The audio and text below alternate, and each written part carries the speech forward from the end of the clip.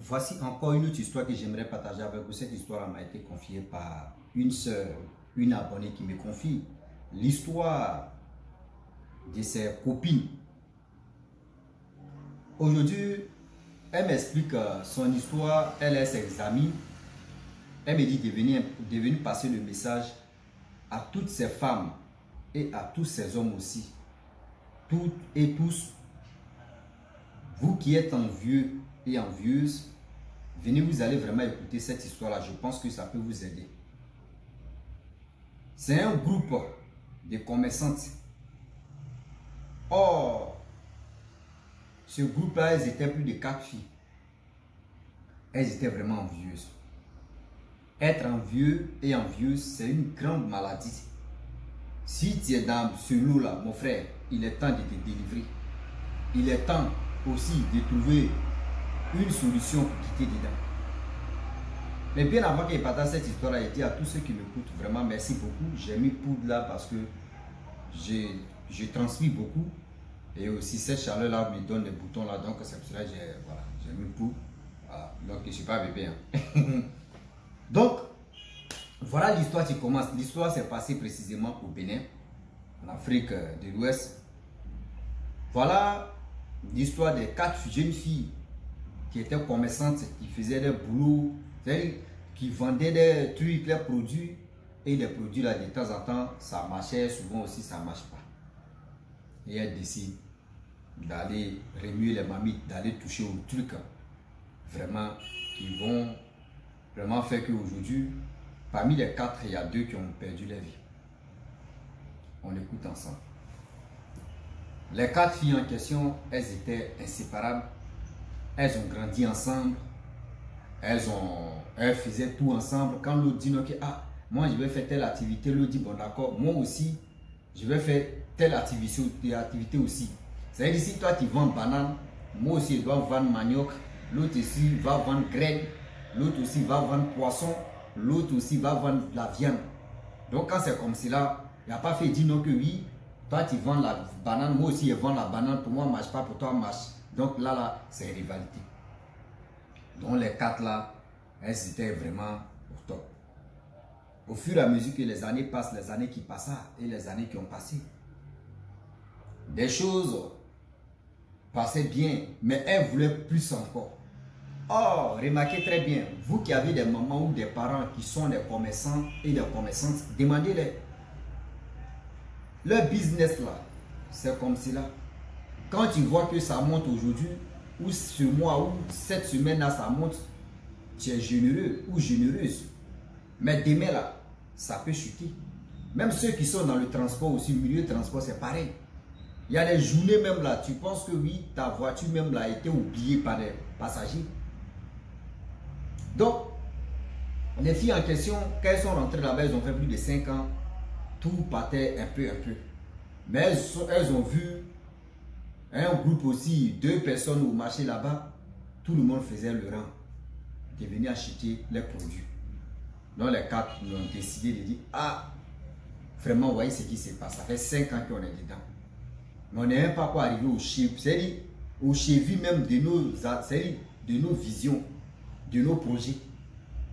Mais est-ce que ces 2 filles qui brillent dans le marché là-bas, est-ce qu'on ne peut pas aussi aller remuer les mamites? Il y a une qui a dit non, que ah, on peut aller les demander comment elles ont fait les non, mais tu es malade. C'est la même chose. Si aujourd'hui, on peut aller là-bas, on peut les demander, puis on va dire non, que oui, c'est Dieu, mais nous on sait que ça là, c'est pas Dieu dedans. Ce qui a quelque chose. Non. Il y a des boulots là, je vous dis et je le répète que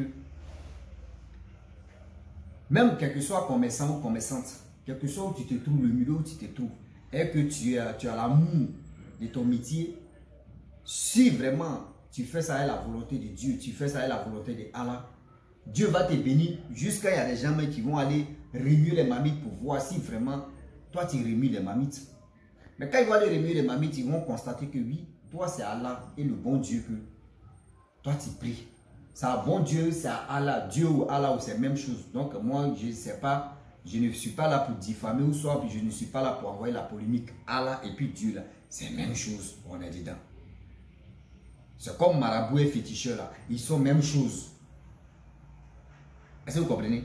Donc, voilà comment les quatre, elles se sont concertées, elles ont vu que oui, vu qu'elles ne sont pas quoi arrivées au niveau de ce qu'elles-mêmes voulaient, c'est pour cela qu'elles sont rentrées dedans, dans le commerce. Elles ont décidé d'aller dans d'autres villages, aller remuer les mamites, aller vraiment se préparer aussi dans le commerce. Et voilà, les jeunes filles en question. La dernière, parmi les quatre, la dernière elle avait 18 ans. C'est-à-dire la troisième, elle avait 20 ans. C'est-à-dire la quatrième, voilà ce qu'elle avait. Jusqu'à la prime, parmi les dans leur groupe, celle qui était la plus, c'est-à-dire la fille la plus âgée, elle avait que 30 ans. De 18 à 30 ans, elles étaient 4. Donc, elles ont décidé d'aller remuer les mamites. Arrivé là-bas, Papa Kish a dit non, vraiment, la situation que vous voulez vraiment vous en sortir, il y a le prix à payer. Ce prix à payer, ceux qui ont les enfants, vous allez sacrifier vos enfants. Ceux qui n'ont pas des enfants, vous allez sacrifier une personne de votre parent. Donc, c'est à vous de faire le choix. Et voilà, parmi les 4, il y avait 2 qui avaient des enfants. Et il y avait 2 aussi qui étaient enceintes. Ça veut dire, celle qui m'expliquait l'histoire, elle dit à l'époque, elle était enceinte.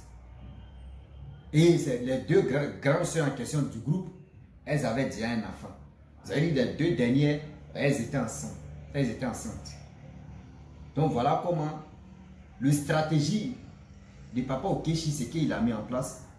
Parce que s'il dit aux femmes que, surtout aux jeunes filles, vous qui êtes enceintes là, on va vraiment dire à l'enfant, ou soit vous allez faire comment. Donc les 2 autres, les deux premières, c'est-à-dire les dévanciers ou les dévancières, elles ont participé à la sacrification de leurs enfants. Elles ont sacrifié leurs enfants. Elles ont accepté de sacrifier leurs enfants.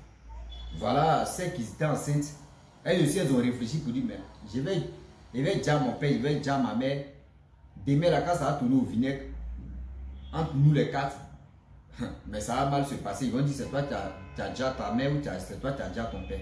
Donc les 2 autres qui étaient enceintes, elles ont décidé, elle m'a dit, moi aussi, j'ai décidé avec l'autre là pour dire non, que c'est mieux en même temps que l'enfant là, déjà. Et elles ont sacrifié aussi leur enfant qui était dans leur ventre. Donc les 4 personnes, elles ont vendu, elles ont sacrifié leurs enfants pour aller, c'est-à-dire pour avoir la gloire. Après ça, le monsieur, il a fait ce qu'il pouvait faire. 2 semaines plus tard, elles se sont retournées dans leur marché.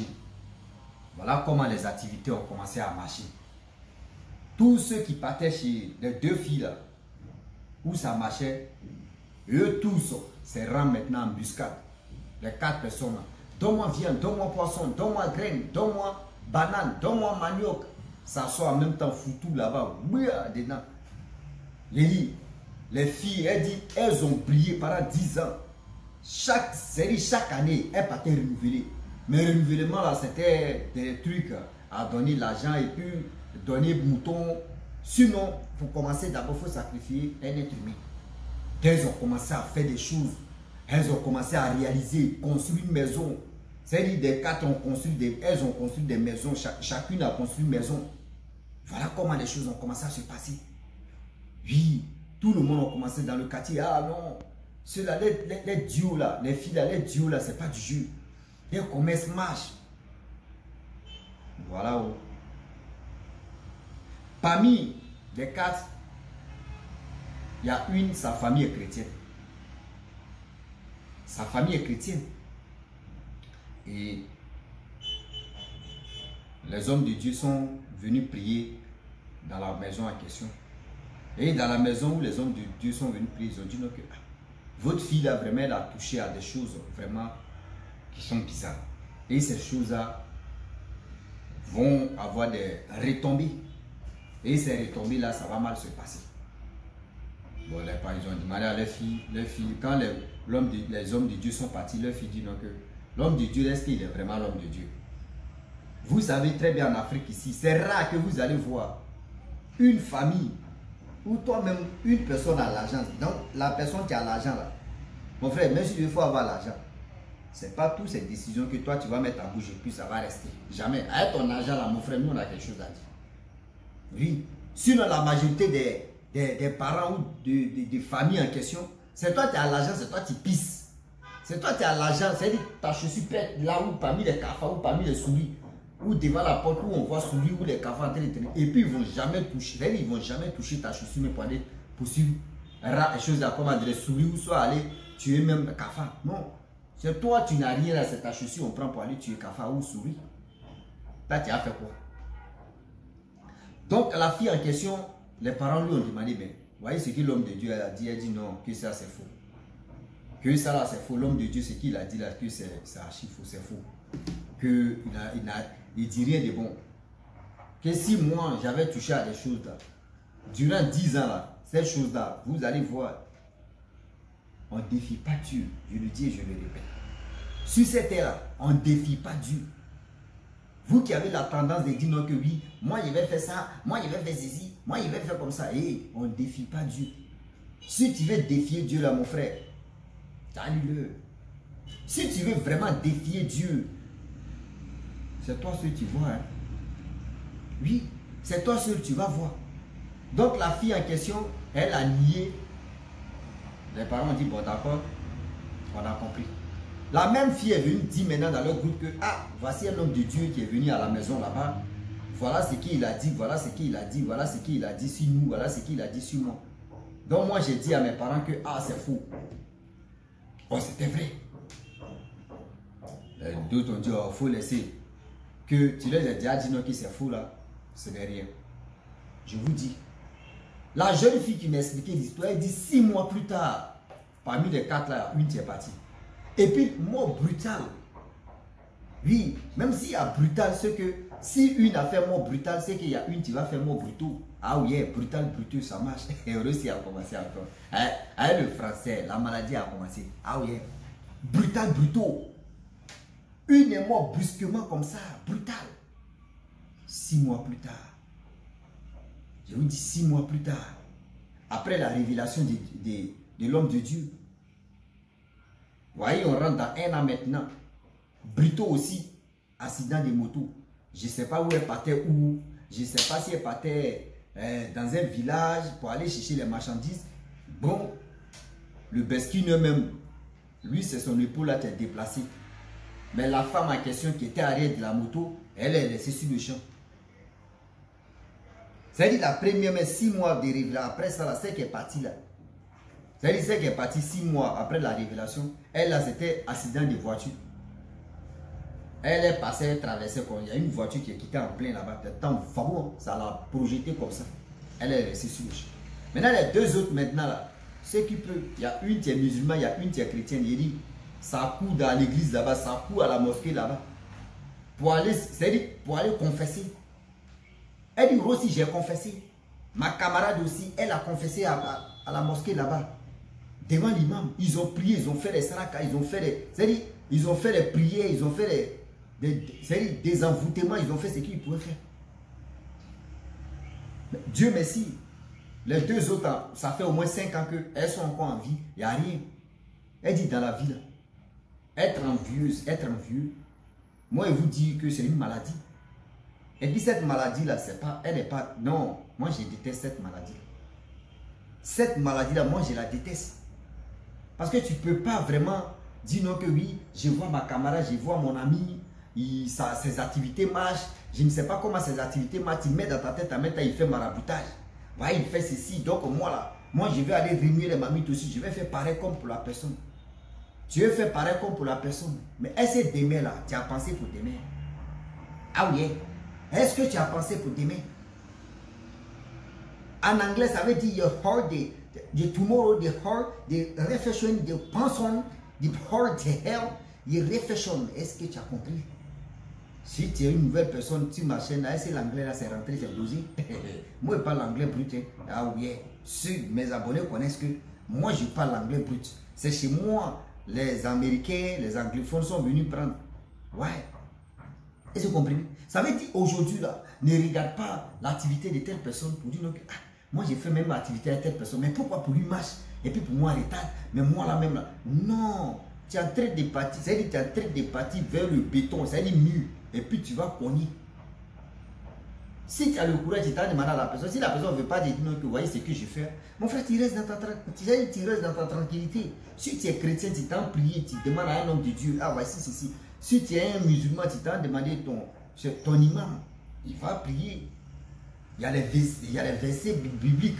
Versets bibliques là, quand, il y a les, où on peut t'enseigner. Mais vous croyez à où on vous dit non que oui. Vous venez, je vais prier si vous avez 2 000 euros, 5 000 euros, avec 10 000 euros, il va prier. Ah, qui veut la délivrance, qui veut être riche. Et il va avoir 10 000 euros pour que au moins cette année-là, tu vas être riche. Mais la personne qui te dit 10 000 euros, cette année, tu vas être riche. S'il connaissait la clé, et la personne te dit non, que oui, j'ai la clé de la réussite, venez ici. Mais tu vas voir ses parents même comptent sur lui seul. À un marmaille que la personne est en train de faire là, ses parents comptent sur lui seul. C'est-à-dire, toutes ces bêtises qu'il est en train de dire là, c'est pour prendre ça pour aller nourrir ses parents. Et toi, vous voyez les gens qui ont pris balle perdue comme ça dans ma bouche. Ah oui, you cry the heart, you bad porn, you c'est négatif, you bad porn, you know, yeah. L'anglais est trop doux quand tu comprends. Ah oui, l'anglais brut. Donc voilà comment la fille en question qui m'a expliqué l'histoire dit aussi, on a échappé, nous les deux qui sommes restés en vie, vraiment nous avons échappé à des choses. Si on avait vraiment écouté notre camarade, c'est qu'elle est venue dire non que oui, l'homme de Dieu dit sa maman a dit non que oui, elle a touché à quelque chose, nous-mêmes là, on allait s'élever quand même, aller quand même remuer ou soit aller faire ceci. Mais dans l'ignorance, on lui a dit non qu'il n'y a rien. Or, c'est si elle-même ça a commencé d'abord, cette fille. Bien avant que ça interpelle l'autre encore. Elles n'ont rien compris. Quand deuxième est tombé là, au front, c'est là les deux ont compris que ce que nos copines là, la première qui est décédée, c'est qu'elle a dit, est-ce que c'est ça, c'est pas ça qui est en train de se répéter là. Voilà. Donc la famille, franchement, c'est pour vous dire que la jalousie et aussi être envieux et envieuse, c'est une maladie. Une maladie quand on t'explique, si tu as compris, ce que ta vie est sauvée. Mais si on t'a expliqué, tu ne cherches pas à comprendre, tu dis, oh ça, je m'en fous. Mon frère, ce qu'on va compter tes jours. Ah oui. Ce que tes jours en train d'être comptés. Donc, je m'arrête là. Si tu es nouveau, tu es nouvelle sur ma vidéo, il faut t'abonner sur ma chaîne YouTube, ma page Facebook. N'oubliez pas de partager mes vidéos et aussi liker. Je vous dis à très bientôt. Ciao. Voilà ça.